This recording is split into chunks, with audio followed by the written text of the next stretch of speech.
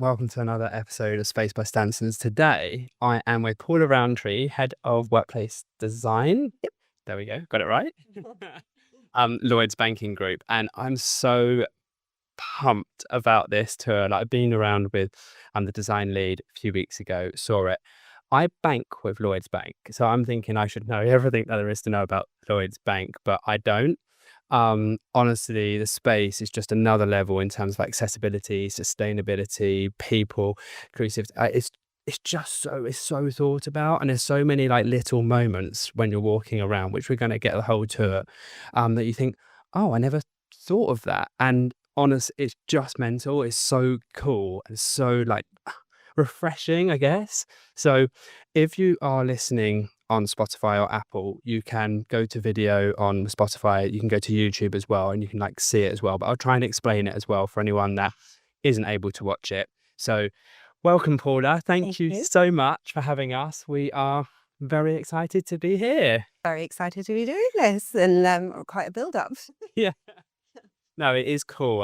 I love seeing spaces, and this is like an exceptional one. So Thank you. yeah, you are head of Workspace Design. I am. For 3 years. Yeah. And you opened this in May. I opened this, March, actually. March. So March it was opened, but it's probably been about 2.5 years in planning. So yeah, huge task. How many square foot it is? Oh, not off the top of my head, but I will. Yeah, I can come back to you on that one. Idel, do we know what square footage this is? No, I don't know. It's big. It's 9 floors. It's 9. massive. It's 9 floors. 9 floors. Yeah. There we go. 11 floors, 9 workable. And we've got everything from a kind of rooftop terrace, boardroom, and exec suite, working floors, trader floors, right the way down to event space, broadcast studio, work cafe. So this is our flagship space, if you like, in London. So yeah, a lot of time and effort gone into designing it and building it. Amazing. Yeah. And we're getting notes from Adele, who is a design lead on the project as well. So we're not going to miss her out. We're going to loop her in on the tour and get her bits and pieces because she's great. And so back to this, what was the brief? So the brief when we first came in was so obviously, like most companies, we'd had a lot of offices. We had just gone through COVID.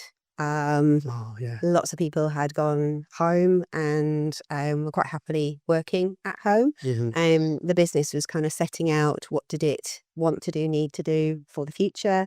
We had a new CEO in Charlie, and then a new people and places director with Sharon Doherty, who's been amazing and a real mentor and sort of support with this. And I think when she came in and we were chatting about this sort of brief to kind of re-galvanize our office estate, so fewer better buildings was really the kind of sort of ultimate brief. So like most companies were consolidating because we didn't need quite as much space as we used to have, but we wanted to create better spaces to really encourage people to come back into the office, but to enjoy being in the office. Because when you got used to being working from home, you know, it's quite hard to compete with your kitchen and your tap at the local, and just, you know, you feel sort of more in control, I think, of your lives. But I think we'd also got quite agoraphobic. What does that mean? What's that? Agoraphobic. And so when we were in COVID, so 2 years of really not sort of being out and socializing with people, I think for a lot of people it was kind of quite scary to actually get back out. Yeah. So you know, people had to go through a change curve, and everybody sort of, you know, like reacted differently to that. So we had a lot of people that were really quite happy working from home and no real interest, couldn't see the benefit of coming back into work. And so, but really as humans, we have this deep ingrained sense of humanity. We need to socialize with people, you know, we need to connect and have that human interaction. You know, it starts to sort of really sort of stifle us, and we start to really go in on ourselves. It's really not healthy. Does that apply to everybody? Like every character type, would you say, has that need? I would say so, yes. I think there are some there's some evidence on the sort of neuro spectrum. Yeah. But I think within that, sometimes there are cases of people like, they actually are at their best selves when they work more from home or in sort of more quieter, sort of less stimulation and type spaces. But having had conversations with people, they still have a rooted connection to people. It's not as like I never talk to anybody. It's like, no, I still need human interaction, but just maybe not quite to the same level as perhaps another person might do. And that's okay. That really is okay. So the brief for this space, we really started right back with well, what was it we're trying to do? So strategically, we're all about helping Britain prosper. We wanted to encourage our people to come back into the workspace. We also so I do retail design as well. So it's quite nice on the retail design because you have a brand DNA and you have a blueprint and you kind of work to that. But with office, it was a bit like, well, what is the objective? What's the purpose? So we looked at the employee value proposition and we said, right, well, how do we want people to be talking about us externally if they were going to come and work for us or if they were interested in working for us? So there was a piece of research done at the time and we asked people to sort of say, so what do you think about when you think about Lloyds? And I think, well, we met this morning, you were saying, well, I thought it was a bit boring and a bit traditional and a bit like, blah. And that was the sort of, that was the words that people were using at the time. And we were saying, well, that's not really what we want people to say. We want people to say that we're modern and that we're cutting edge and we're, digital first and we're sort of technically, really sort of, real competent technical sort of company that we want people to come and be really excited about sort of working for us. So my brief was to design buildings and space that would really, start to get people talking more like that than previous. So our current buildings were very grey, very beige, very boring.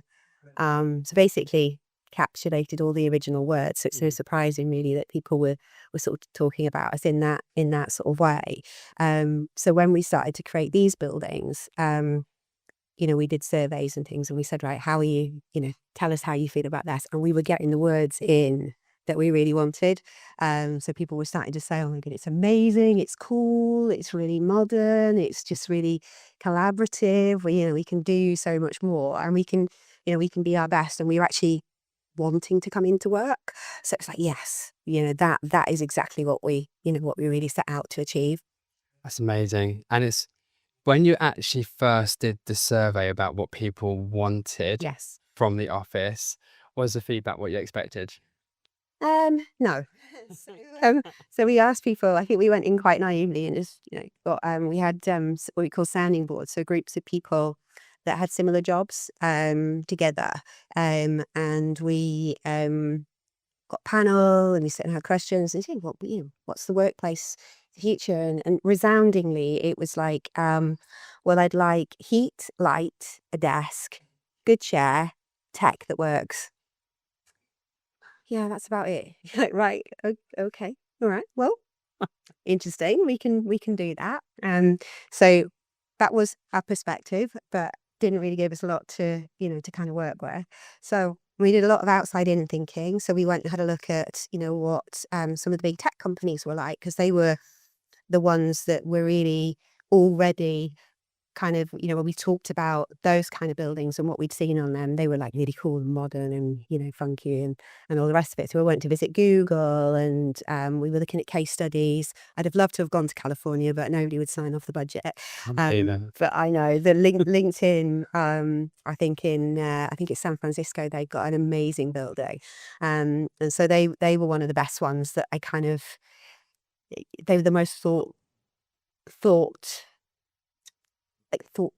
they'd really thought through the design. Really considered. Really considered. They'd really thought through about the experience from literally from when you walked in to how you sort of navigated the building and everything. So I took a lot of insight from there. And so we did some outside in thinking, and then we're quite we have groups of people within the business that really help the business with lots of different things. So what we could do, and what we did, was we tapped into each of these specific characteristic type groups. And we said to them, right, what would make an amazing building for you? And that's where we started to get flavour. We started to get less of the vanilla. Oh, well, if you just give me a cone with some vanilla ice cream on it, I'm fine. We started to get, for me, I would really like it if we could have this. And so that's when we started to kind of really, pull out things that we could do differently that would really make an amazing experience for different types of people. Yeah. And that was brilliant. And then were those feedbacks conflicting at all? Yes. Oh, Yeah, totally.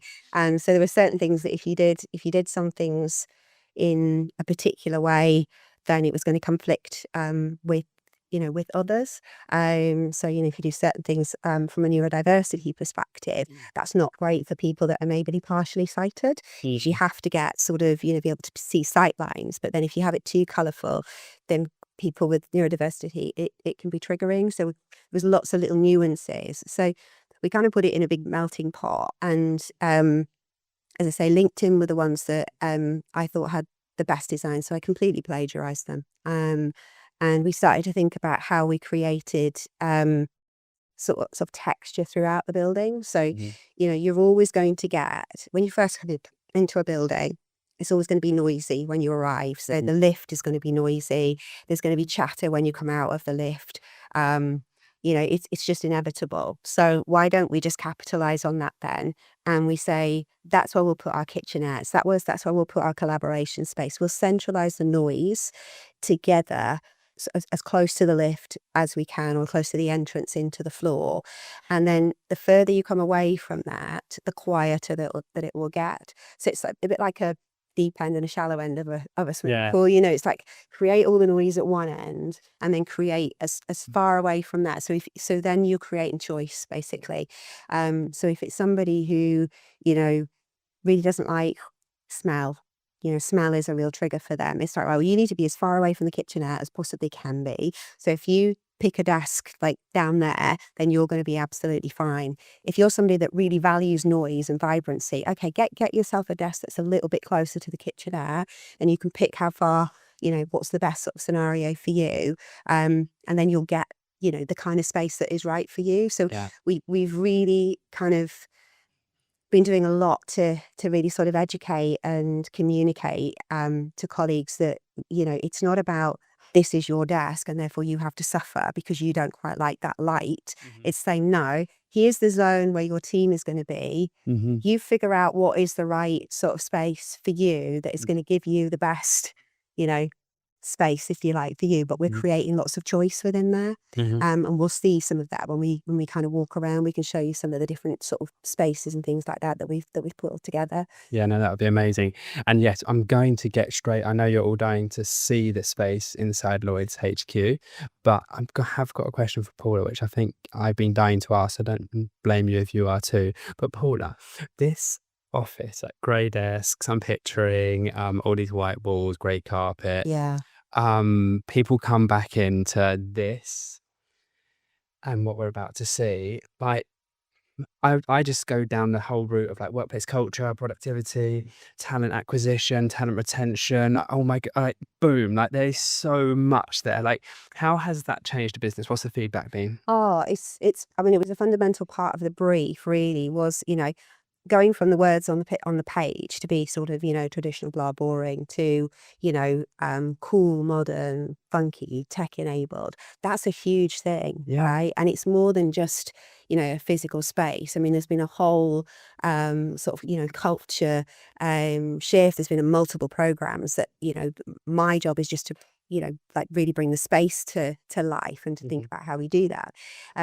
But some of the things that we deliberately set out to do were things that, we kind of wanted people to go, really? You're doing that? Oh, that's a bit different. To kind of make them reframe in their mind what Lloyds Banking Group was all about. Because, we've got people in this building and in other buildings that have maybe worked with a company, they maybe just brand new and they're starting. And to them, this is normal. It's like, wow, this is great. This is the job I signed up to because this is how you talked about it when I was in the job application or the interview process, or I came for an interview and it was in a space like this. This is amazing. This is what I'm expecting. To other people like me, this is my 37th year within the bank, and I've seen it through all the phases. I know. Thank you. Started when I was 11. But for people like me, it's like I've seen the bank go through changes.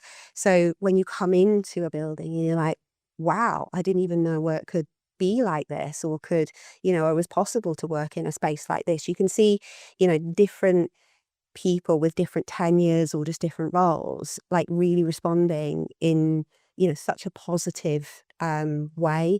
Before we did this one in London, we did Leeds and Manchester last year, so got a lot of learnings. And in Leeds, we did a bit of a survey out afterwards and things like that. And I think 92% of colleagues said that the place was better than they thought it was going to be, and that there was, their working life was sort of so much improved. And we were like, yeah, that's amazing. What about the 8%? Because we're perfectionists. But, to get that kind of a response rate, just Amazing. it gave us a lot of reassurance that we were on the right track. So then to do this one, we were a lot more confident that we were going to get the design right here to kind of really make that work. And it is that, isn't it? It's that continually evolving learning. No, I totally get right. Yeah. Super excited. Let's get on this tour. Let's go walking around. So we are now on the ground floor, and it is busy. Like, I totally get it. It's 2:00. So it's probably people are finishing up lunch and things, but Paul is going to take us in. I think there's going to be some surprises. Let's go. Yeah, we're a whistle-stop tour. Yeah. So within the front entrance, what we really wanted to do was to bring the brand to life. So normally it is green. It's for a green brand.